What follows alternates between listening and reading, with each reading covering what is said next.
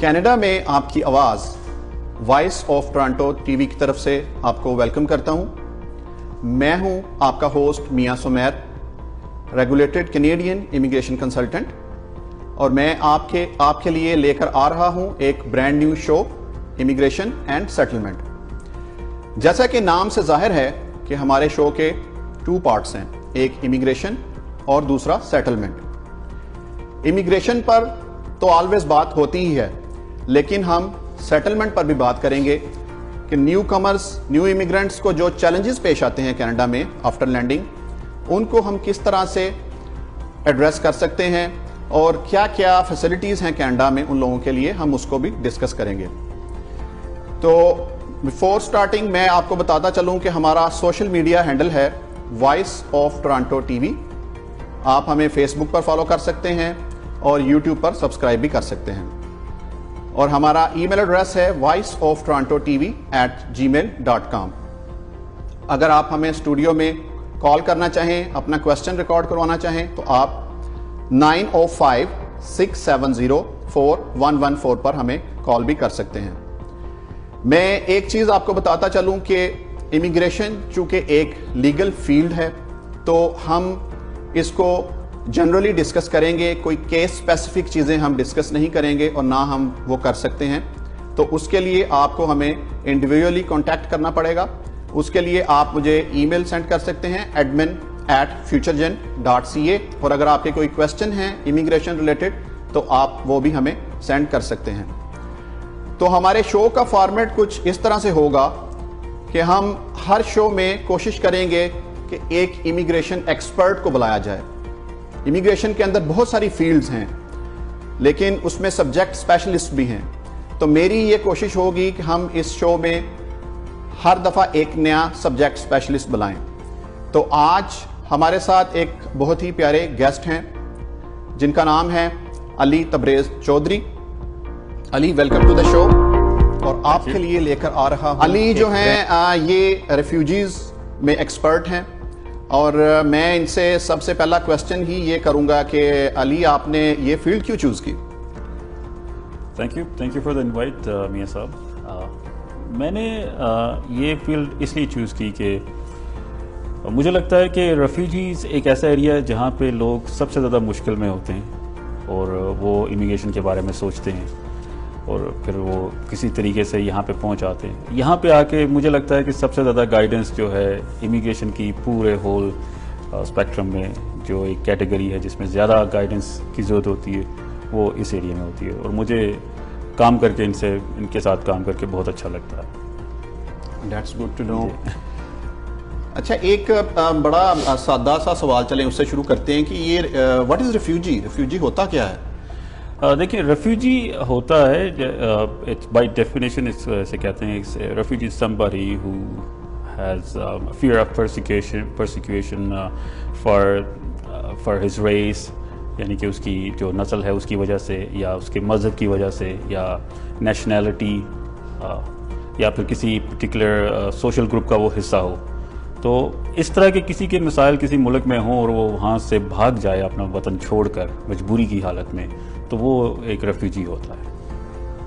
यानी forcefully circumstances जो हैं जी, जो उसके कंट्रोल में ना हो और वो वहाँ पे उसके लिए ज़िंदा रहना बड़ा मुश्किल हो, और उससे किसी किस्म का उसके साथ जुल्म व तशद्दुद हो रहा हो, और वो उनसे जान छुड़ाकर, अपनी जान बचाकर अपने आप को या अपनी फैमिली को साथ लेके वहाँ से भाग जाए, और वो बेसिकली बेघर हो जाता है। जब वो बेघर हो जाता है तो फिर उसके लिए एक टर्म जो है रेफ्यूजी मानी जाती है। राइट। अच्छा, इनकी कोई टाइप्स भी होती हैं रेफ्यूजीज की? कोई एज सच कोई ऐसी टाइप्स नहीं होती। बेसिकली रेफ्यूजी एक रेफ्यूजी होता है, उसके डिफरेंट तरीके होते हैं जिससे केसेस प्रोसेस होते हैं। तो रेफ्यूजी बाय डेफिनेशन तो एक ही है, लेकिन जब वो अगर कोई किसी हर कंट्री में या कुछ रेफ्यूजी कैंप्स होते हैं वहाँ पे पहुँच जाए, तो उनका जो प्रोसेसिंग एरियाज़ हैं वो डिफरेंट हैं, लेकिन बाय डेफिनेशन रेफ्यूजी एक ही होता है। तो अगर कोई कनाडा में आके केस कर रहा है, क्लेम कर रहा है, अपना पुट फॉरवर्ड कर रहा है, तो उसको डिफरेंट तरीके से हैंडल किया जाएगा। Somebody who is somewhere else in different part of the world, से कोई सोमालिया में, सूडान में है, वहाँ पे कोई कैंप्स में है, या अफगानिस्तान में कुछ कैंप्स हैं, तो वो एक डिफरेंट प्रोसेसिंग होगी उनकी। ओके। अली, अक्सर लोग मुझे भी पूछते हैं कि how to file refugee claim. उसमें अच्छा ये भी क्वेश्चन है कि ये आया आउटसाइड कनाडा भी फाइल हो जाता है या ये ओनली इनसाइड कनाडा ही फाइल होता है? जी, ये बड़ा ज़बरदस्त क्वेश्चन है। ये बेसिकली रेफ्यूजी फाइल तो कहीं पे भी हो सकता है। अब हमारा जो इसमें सवाल वो ये है कि क्या कनाडा में फ़ाइल करने के लिए हम कनाडा से बाहर भी फाइल कर सकते हैं या सिर्फ कनाडा में कर सकते हैं। तो अगर हमने कनाडा में रेफ्यूजी फाइल करना है तो वो हमें कनाडा होना बहुत ज़रूरी है। उसके अलावा हम रेफ्यूजी फाइल नहीं कर सकते विदाउट बीइंग इन कनाडा। बाकी क्योंकि ये जो रेफ्यूजी प्रोग्राम है ये एक बहुत बड़ा प्रोग्राम है, वर्ल्ड वाइड प्रोग्राम है, एक बहुत बड़ी कन्वेंशन है, उसके अंडर हुआ है, बहुत सारे मुल्क इसके हिस्से हैं। UNHCR एक इदारा है जो इसको चलाता है, तो उनके तहत आप किसी भी मुल्क में कहीं पे भी फाइल कर सकते हैं। लेकिन in order to do your refugee claim in Canada you have to be physically present in Canada. यानी आप Canada in other way round, अगर आप विजिट वीज़ा पर आए हुए हैं या अगर आप वर्क परमिट पे हैं, जी, आपका कोई स्टेटस है, तो फिर आप क्लेम कर सकते हैं। जी, आप किसी भी तरीके से कनाडा में आ चुके हैं, आप कनाडा की ज़मीन पर हैं, तो आप वहाँ पे रेफ्यूजी, कुछ ऐसे क्लाइंट्स होते हैं जो पाकिस्तान में बड़े मुश्किलात का, उनको फ्रीक्वेंट ट्रैवलर होते हैं, लेकिन जब किसी वजह से पाकिस्तान से या किसी भी कंट्री से वो भागकर जब कनाडा में आते हैं और अपनी जान छुड़ाने की उनको लगता है कि फॉर टाइम पीरियड हम अपनी जान छुड़ा के आ गए, लेकिन जब वाल यहाँ पे होते हैं तो पीछे हालात ज़्यादा बिगड़ जाते हैं, तो फिर वो रेफ्यूजी क्लेम कर लेते हैं। तो कुछ ऐसा होता है। और कुछ लोग फिर बड़े मुख्तलिफ तरीक़ों से कनाडा के अंदर दाखिल हो जाते हैं, जो दाखिल हो गए हैं उनका फिर रेफ्यूजी क्लेम कनाडा में होता है। राइट। और अगर कोई बाहर से कनाडा में आना चाहे तो उसके लिए थोड़ी रीसेटलमेंट प्रोग्राम होता है। अगर फॉर एग्जांपल कोई अफगानिस्तान से उठा और वो पाकिस्तान में आके उसने रेफ्यूजी क्लेम किया, पाकिस्तान ने उसको प्रोसेसिंग की और उसको प्रोटेक्टेड पर्सन का स्टेटस दे दिया, और अब वो रीसेटलमेंट के लिए UNHCR के थ्रू अप्लाई कर रहा है, and then he might be picked, या फिर उसकी एक ग्रुप ऑफ 5 डिफरेंट कैटेगरीज होती है जिसमें स्पॉन्सरशिप के थ्रू वो यहाँ पे रीसेटलमेंट पे कनाडा में आ जाते हैं। लेकिन रेफ्यूजी क्लेम प्रोसेस जो है वो उसी कंट्री में होगा जहाँ पे वो प्रेजेंट होंगे। ओके, अच्छा, इसमें एक तो ये है कि आप पोर्ट ऑफ एंट्री पर जो है आप इसको अप्लाई कर सकते हैं जी, और जो लोग ऑलरेडी जो कनाडा के अंदर हैं उसका क्या तरीका है, वो किस तरह से ये क्लेम करते हैं? जी, मेरे ख्याल से अगर आपको पता है कि आप रेफ्यूजी हैं या आपके मिसाइल हैं और आपको पता है कि आप रेफ्यूजी के क्लेम ही करने के लिए आप आए हैं और यही आपने आगे से करना है, तो आप जैसे ही कनाडा में अगर पोर्ट ऑफ एंट्री के थ्रू आए हैं तो आप वहाँ पे राइट अवे क्लेम कर लें, ये बेस्ट सजेशन होता है। लेकिन अब अगर किसी तरीके से आप कनाडा के अंदर दाखिल हो चुके हैं और आपने रेफ्यूजी क्लेम करना है, तो उसका फिर प्रोसेस ये होता है कि आपने हर रीजन में, डिपेंड्स ऑन के आप कौन से रीजन में हैं, तो उस रीजन के ऑफिस के साथ आप रब्ता करते हैं और वहाँ पे आप क्लेम फॉरवर्ड करते हैं। इसके प्रोसेस में थोड़ा सा डिफ़िकल्टी ये होती है कि कुछ लोग जो हैं वो इस प्रोसेस को समझते नहीं है कि हम एक सिंपल यही कहते हैं कि इमिग्रेशन के साथ हम डील कर रहे हैं। तो इसमें 3 डिफरेंट डिपार्टमेंट्स हैं जिनके साथ हम डील करते हैं। तो जब आप कनाडा में आए हैं और रेफ्यूजी क्लेम करना है तो first department that you deal with is IRCC। तो आप उनके साथ एप्लीकेशन करते हैं। फिर CBS से जो है कैनेडियन बॉर्डर सर्विसेज हैं, वो आपके साथ एक मामला करते हैं, आपकी स्क्रीनिंग करते हैं। फिर जब आप ये स्क्रीनिंग जो है वो आप प्रोसेस हो जाती है और आप उसमें से एलिजिबिलिटी आपकी निकल, then actually get refer to IRB और वहाँ पे फिर आपका केस प्रोसेस होता है। तो अगर आप टोरंटो के हवाले से पूछते हैं तो किपलिंग डंडास पे जो है इनका ऑफिस, वहाँ पे आप ये केस आप सबमिट करते हैं अपना जाके। अच्छा, एक बड़ा इंटरेस्टिंग क्वेश्चन है यहाँ पे कि ये रिफ्यूजी अप्लाई करने के लिए लोगों को RCIC को ही हायर करना चाहिए या खुद से भी कर सकते हैं रेफ्यूजी क्लेम करने के लिए? यस। देखें, ये बड़ा टफ क्वेश्चन है। उसकी वजह यह है कि मैंने बहुत सारे क्लाइंट्स ऐसे देखे हैं अपने एक्सपीरियंस में जिनको जो खुद कर चुके होते हैं। तो बहुत सारी नेसेसरी चीज़ें जो ज़रूरी होती हैं आपने अपनी स्टेटमेंट में या हम उसे अपनी जो कहानी, अपनी जो आपकी से जो रूदाद होती है वो उसमें वो मिस कर चुके होते हैं। और बहुत सारी गैर ज़रूरी चीज़ें जो जिनकी ज़रूरत नहीं होती वो अंदर उससे उन्होंने भर लिया होता है। तो रेफ्यूजी क्लेम जब आपने एक दफ़ा कर दिया है तो उसको आप अगर चेंज करेंगे बाद में तो वो क्रेडिबिलिटी पे एक इशू आ जाता है। आप कर सकते हैं, लेकिन थोड़ा सा टफ हो जाता है उसमें। तो मैं ये सजेशन यही करता हूँ कि जो काम जिसका काम उसको साझे, अगर आप एक्सपर्ट नहीं हैं तो मेरे ख्याल से आपको आपको जो है खुद करने के बजाय आप किसी प्रोफेशनल को हायर करें, क्योंकि ये एक बड़ा सेंसिटिव मैटर है। और जी, it's a matter of life and death, right? So it's not somebody who's trying to get a visitor visa to come to Canada for vacation. It's a matter of life and death. कि अगर आपका ये case किसी भी गलती की वजह से, किसी की अपनी लापरवाही की वजह से या आपकी अनप्रोफेशनलिज्म की वजह से वो हो जाए, तो आपको वापस एट सम स्टेज डिपोर्ट कर दिया जाएगा और फिर आपकी जान को फिर you're back to square one. तो वो जान लेगा। That's true, very true. I agree with you. Right. So after अगर जब अप्लाई कर दिया जाता है, लेट्स से कि केस एक्सेप्ट हो जाता है जी, तो उसके बाद क्या होता है, क्या प्रोसेस होता है उसके बाद? सो जब आपका केस एक्सेप्ट हो जाता है तो उसके बाद आप पीआर अप्लाई करते हैं। उसके लिए जब आपको केस एक्सेप्ट होता है तो एक लेटर इशू होता है डिसीजन का। उस डिसीजन लेटर के साथ आप अपना पीआर कार्ड जो है वो अप्लाई करते हैं, यानी कि परमानेंट रेजिडेंस आप अप्लाई करते हैं। So basically after the decision you become protected person. Now आप कनाडा में रह सकते हैं, दैट्स फाइन, लेकिन अब in order to convert your protected person status into permanent residence you have to apply for it. तो वो उसके लिए ईयर का जो है वो प्रोसेसिंग टाइम होता है और आप अप्लाई कर देते हैं और फिर साल के बाद आपका पीआर कार्ड आ जाता है। That's good to know. Ji, there is something important that I would like to mention here. When you get your PR card, a lot of people they make mistake. They think कि हमारे पास PR card आ गया and now we can just go anywhere we want, and especially to that country जहाँ से वो उनको जान का खतरा होता है। तो अगर वो इस तरह उसी कंट्री में वापस रीअवेलमेंट कहते हैं, अगर उस कंट्री में वापस चले जाएं और वहाँ से फिर वापस आएँ, तो वो जब वापस पहुंचेंगे कनाडा पे तो उनको CBS से दोबारा they can question them and at some stage it can be revoked. I've seen that many times. Create a serious issue for them. Yeah, it does, because then they say कि हमने जो आपको PR दिया है या आपको जो protected person का स्टेटस दिया है वो इसी बेस पे दिया है कि आप अगर इस कंट्री में जाते हैं तो आपकी जान को खतरा है। अब आप वापस चले गए हैं वेकेशन मनाने के लिए और आप वापस और खैर खैरियत से वापस भी आ गए, तो इसका मतलब है कि आपका खतरा वहाँ से ख़त्म हो चुका है, तो वो उसको वापस ले लेते हैं।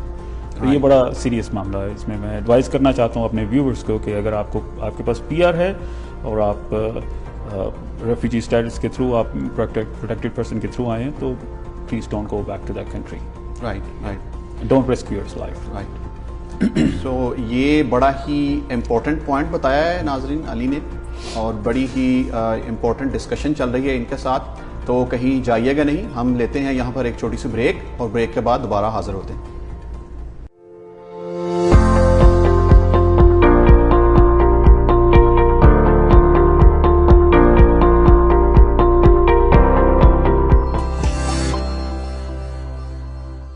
For all your tax and accounting consulting needs, call Waris Shah, your own tax and accounting consultant. Based in Mississauga, call now 905-232-7829. Hello everyone, my name is Nasser Shah. I specialize in any mortgages, loans and franchise business. For any such need, please contact me.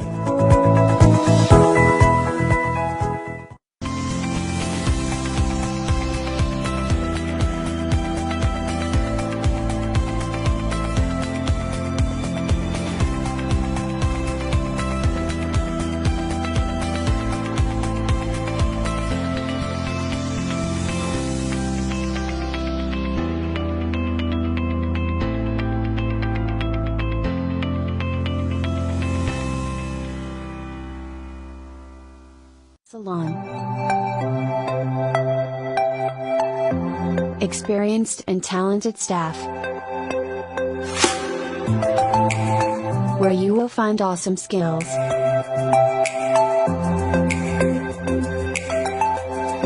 and outstanding work, where skill is everything.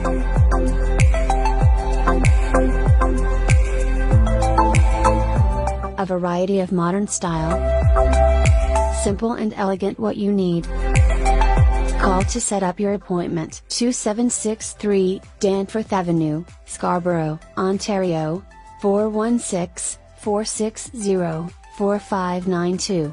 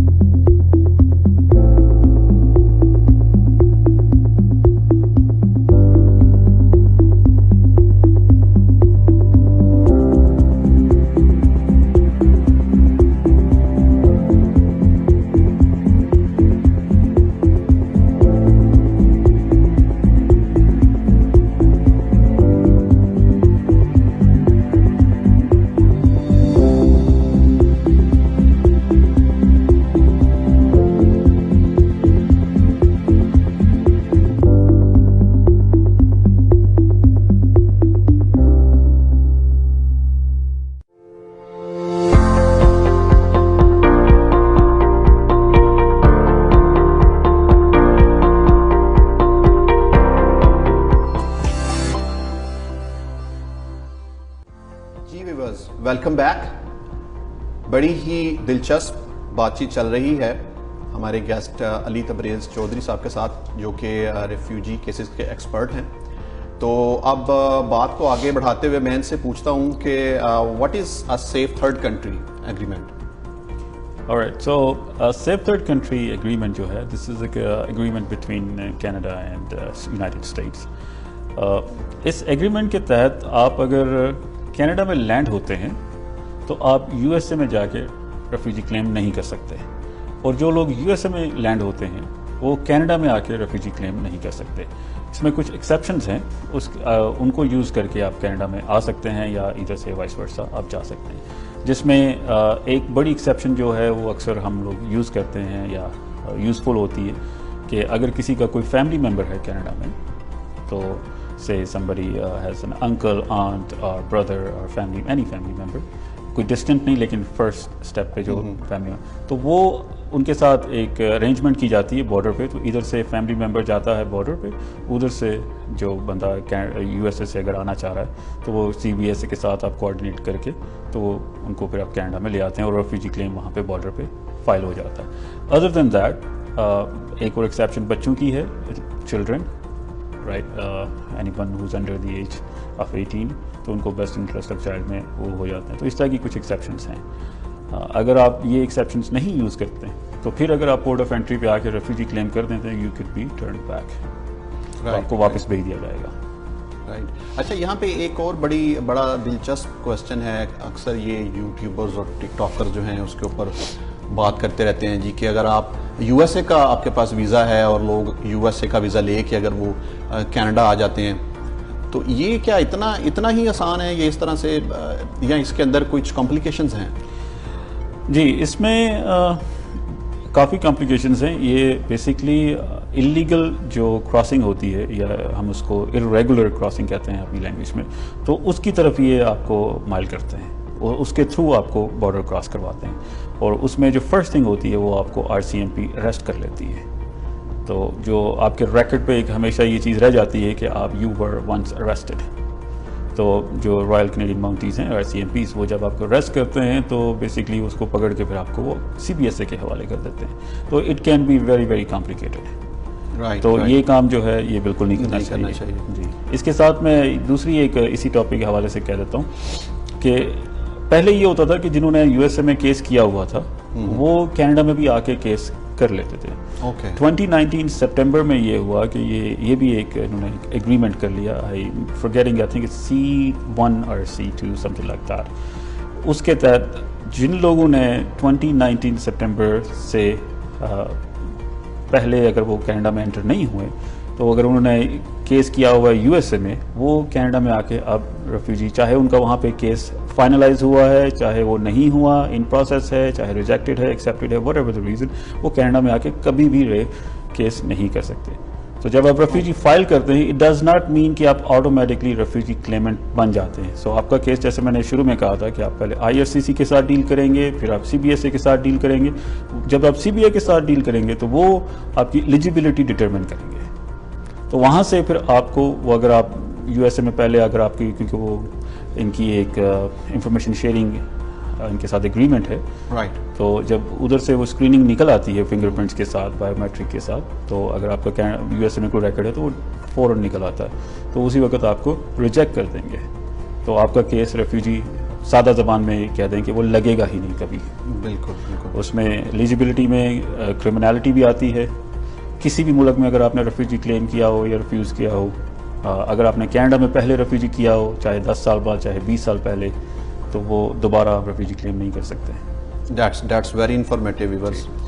सो अब अली, आपसे हम पूछते हैं कि RCIC को ही क्यों higher करना चाहिए और उसकी क्रेडिबिलिटी कैसे लोग चेक कर सकते हैं कि आप ऑथोराइज्ड हैं, क्योंकि ये बड़ा ही सेंसिटिव मैटर है। जी, RCIC ये stands for regulated Canadian immigration consultants.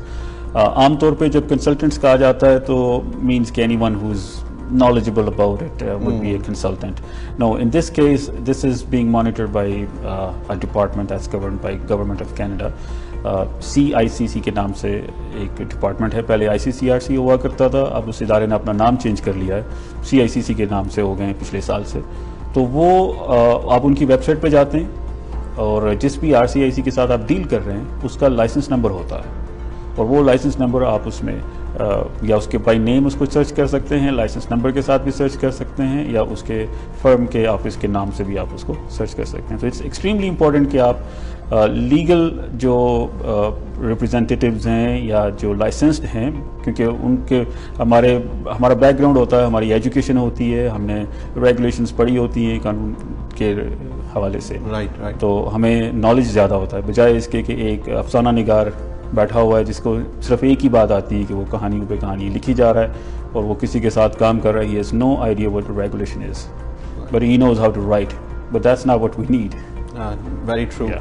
ये नाज़रीन इसमें ऐड करता जाऊँ कि CICC जो है ये college of immigration and citizenship consultants, आप इसे गूगल कर सकते हैं और बड़ा इजीली आप किसी भी इमिग्रेशन कंसल्टेंट का जो स्टेटस है वहाँ से वेरीफाई कर सकते हैं। आप बाय नेम भी कर सकते हैं, और आप बाय उनके ऑर्गेनाइजेशन अगर आपको नाम पता है तो उससे भी चेक कर सकते हैं, और लाइसेंस नंबर के थ्रू भी कर सकते हैं। तो बड़ी हमारी दिलचस्प जो है वो बातचीत जारी है। तो अली, आजकल क्योंकि कोविड भी पिछले 2 साल से रहा है, वर्ल्ड वाइड ही खैर ये इशू रहा है, तो इसमें काफ़ी जो प्रोसेसेस थे उनमें डिलेज चल रहा था। तो आजकल क्या जो रिफ्यूजी क्लेम्स हैं वो कितनी टाइम पीरियड में मैच्योर हो रहे हैं? रेफ्यूजी जो हैं वो कोविड के दौरान तो बहुत टाइम लगना शुरू हो गया था उनको, लेकिन since last I would say mid 2021 उसके बाद एक्चुअली बहुत तेज़ हो गया प्रोसेसिंग। विद इन 6 मंथ्स में हियरिंग्स आ रही हैं, केसेस फाइनल हो रहे हैं, बहुत सारे cases. I have some hearings coming up this, जब जून के 3 हियरिंग्स हैं मेरी जून में, तो ये सारे केसेस जो हैं मैंने नवंबर दिसंबर में सबमिट किए थे। तो but give and take, I always advise, मेरे जब भी किसी के क्लाइंट आते हैं तो मैं उन्हें ये कहता हूँ कि you keep in mind 1 year at least, क्योंकि that was the actual processing time before prior to Covid. लेकिन अब चीज़ें, आई थिंक इट्स बिकॉज अब हर चीज़ ऑनलाइन हो रही है, तो शायद चीज़ें उससे फास्ट हो गई हैं, लोगों के पास थोड़ा काम करने का फ्रीडम भी है। पहले थोड़ा सा it was a bit of burden getting up, getting ready, going to office. So I think चीज़ जो work from home फार्मूला है वो overall world में productivity increase कर रहा है। That's true, yeah. अच्छा, एक I would say कि बड़ा वेरी इंपॉर्टेंट क्वेश्चन जो कि मेरे अपने माइंड में भी है और व्यूवर्स भी वो जानना चाहते हैं, वो मिस रिप्रेजेंटेशन के ऊपर है। क्योंकि हम एक बहुत ही सेंसिटिव टॉपिक जो है उसको डिस्कस कर रहे हैं और बहुत सारे लोग ये समझते हैं कि ये तो बड़ा ही इजी है, आप किसी भी तरीके से चले जाएं और जाके आप वहाँ पे ये क्लेम कर लें। तो इसमें let's talk about miss representation. So miss representation is actually very serious. ये जैसे मैं पहले बात कर रहा था कि जो नॉन प्रोफेशनल्स हैं या जो नॉन अनलाइसेंस्ड लोग हैं, नॉन लाइसेंस्ड कंसल्टेंट्स जो अपने आप को कहते हैं, वो होते नहीं, तो वो अक्सर क्लाइंट्स को मिसलीड कर देते हैं कि आप मिस रिप्रेजेंटेशन कर दें, क्योंकि वो उनको कॉन्सिक्वेंसेस का अंदाज़ा नहीं होता। तो miss representation actually it's a crime.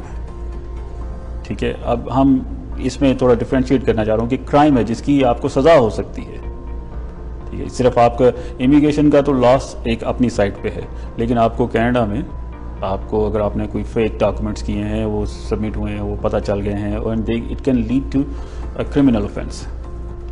और apart from that, from immigration perspective, आपको 5 years का जो है वो कैनेडियन बैन लग सकता है। You can never enter. So it does not mean कि इवन 5 years के बाद आपको फौरन जो है वीज़ा मिल जाएगा। मीन्स कि आप एक दफ़ा क्रेडिबिलिटी, यानी कि आपके साथ एक दफ़ा कोई झूठ बोलता है, आप उसे कहते हैं तुमसे 5 साल बात नहीं करूँगा, तो आप 5 साल भी उस पर यकीन 5 साल के बाद भी नहीं करेंगे, क्योंकि उसने आपको एक दफ़ा धोखा दिया होता है। तो it is actually a very very serious. और आई थिंक इसके अंदर ये भी है कि अगर ऐड करें थोड़ा सा कि एट एनी स्टेज, बाद में भी लेट्स से कि अगर आप किसी तरीके से ले भी लेते हैं जी, तो एट एनी स्टेज अगर कहीं पे उन्हें पता चलेगा तो they can take it back, right? जी, रिप्रेजेंटेशन, मिस रिप्रेजेंटेशन बेसिकली उसमें रेवोकेशन आ जाती है कि वो आपको अगर आप PR कार्ड दे भी दिया है, विच मेरे एक्सपीरियंस में ऐसा हुआ है कि कुछ क्लाइंट्स मेरे पास आए हैं, उनके PR रिवोक हो गए या उनको नोटिस मिले, और फिर वो मेरे पास आए कि जी आप क्या कह सकते हो। तो I looked at it, they actually had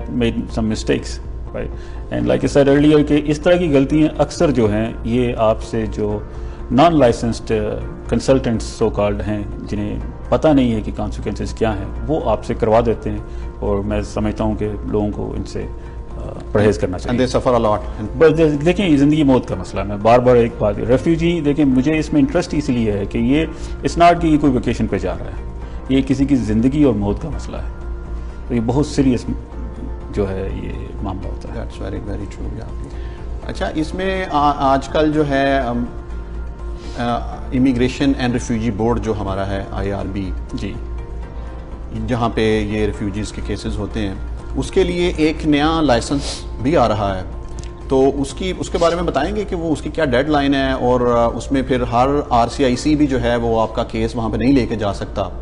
जी जी, जैसे मैंने पहले कहा कि पहले इस इदारे को, उसका नाम ICCRC हुआ करता था, तो वो कॉलेज में कन्वर्ट हो गया, जैसे मेडिकल कॉलेज है, लॉ कॉलेज है, तो इस तरह इसी तरह अब ये भी एक अपने अंदर एक कॉलेज बन गया है। और इस बनने के बाद लास्ट ईयर इन्होंने ये फैसला किया कि जितने भी RCICs थे उनको उनका एक्सपोजर इंक्रीज़ करने के लिए या उनको लिमिट करने के लिए उन्होंने एक नया लाइसेंस जो है वो स्पेशलाइजेशन लाइसेंस जो है उन्होंने इशू कर दिया, जिसकी डेडलाइन बाई 1 जुलाई है। तो 1 जुलाई के बाद RCICs जो हैं वो जिन्होंने स्पेशलाइज्ड लाइसेंस कंप्लीट नहीं किया IRB के साथ, वो प्रैक्टिस नहीं कर सकेंगे। तो मेरा व्यूअर्स को सजेशन ये है कि अगर आप किसी RCIC के साथ डील कर रहे हैं, तो just make sure that he has that specialised licence for dealing with IRB। जी व्यूअर्स, ये भी बड़ा ही एक इम्पोर्टेंट पॉइंट बताया अली ने। सो कीप इन माइंड कि अगर आप किसी RCIC को हायर करने जा रहे हैं तो make sure he is having that specialised licence as well, right? So Ali, एक और क्वेश्चन है कि अगर कुछ ऐसे लोग भी होते हैं कि जो कनाडा में विदाउट स्टेटस होते हैं, जिनका कि कोई स्टेटस नहीं होता, फॉर एग्जांपल कि कोई विजिट वीज़ा पे आया और वो वापस नहीं गया या उसका वो ओवरस्टे हो गया, तो उसके ऊपर उसकी क्या इम्प्लीकेशंस होती हैं? सो जब कोई बंदा आउट ऑफ स्टेटस हो जाता है और वो जब इमिग्रेशन एट सम स्टेज ये फाइंड आउट कर लेती है कि इस बंदे का स्टेटस आउट हो गया है, या उसको कोई कम्युनिकेशन उन्होंने की होती है कि आप सर्टेन टाइम पे सर्टेन प्लेस पे आप पहुँचें, और वो जब वहाँ पे नहीं जाता, तो एक थोड़े चरसे के बाद उसके खिलाफ कनाडा में कनाडा वाइड एक वारंट इशू हो जाता है, अरेस्ट वारंट। तो वो जब भी कहीं पे भी पकड़ा जाता है तो फिर उसकी डिटेंशन हो जाती है, और detention that's when it gets really really complicated. और वहाँ पे मैं अपने व्यूअर्स को और आपके व्यूअर्स को हमेशा ये कहना चाहता हूँ कि आप उस वक्त कोई रिस्क ना लें, क्योंकि दैट इज़ वेरी सीरियस, कि वहाँ पे आपको जेल भी हो सकती है, मज़ीद रख सकते हैं, आपको डिपोर्ट भी कर सकते हैं। ज़रूर मैंने ऐसे क्लाइंट्स के साथ डील किया है जो 5-5, 6-6 साल से भाग रहे थे, उनको मिसगाइड कर दिया गया था, लेकिन वो जब मेरे पास पहुँचे तो हमने कहा we can still deal with it. तो हमने CBA के साथ डिटेंशंस के हवाले से डील की और we were able to save them. So it's very important कि आप जैसे ही अगर आप डिटेंशंस के अगर आपके खिलाफ आप भाग गए हैं, कोई think there is a removal order on you, so you get help, seek help from an expert on this, from a professional. या and it's good to know कि आप डिटेंशंस को भी देखते हैं। जी। तो व्यूअर्स, हमारे पास क्वेश्चंस तो बहुत सारे हैं अली को पूछने के लिए, और एक ये बहुत ही इंटरेस्टिंग और फ्रूटफुल डिस्कशन थी on a very sensitive topic, और इसके ऊपर अली ने हमें बहुत सारा नॉलेज जो है वो इम्पार्ट किया, और होपफुली आपको इसमें से कुछ नया सीखने को समझने को मिला होगा। तो मैं आपको बताता चलूं कि अली तबरेज़ चौधरी जो हैं ये एट वर्ल्ड इमिग्रेशन के नाम से अपनी प्रैक्टिस जो है चलाते हैं। So if you need any help you can contact और and you can contact our channel also which is voice of Toronto TV @gmail.com। आप मुझे भी कॉन्टैक्ट कर सकते हैं admin@futuregen.ca। तो अब टाइम की लिमिटेशंस की वजह से हम और अभी ज़्यादा इसको कंटिन्यू नहीं कर सकते, otherwise there were so many questions. तो नेक्स्ट एपिसोड में एक नए टॉपिक और एक नए सब्जेक्ट स्पेशलिस्ट के साथ आपकी खिदमत में हाजिर होंगे। So until then, good bye.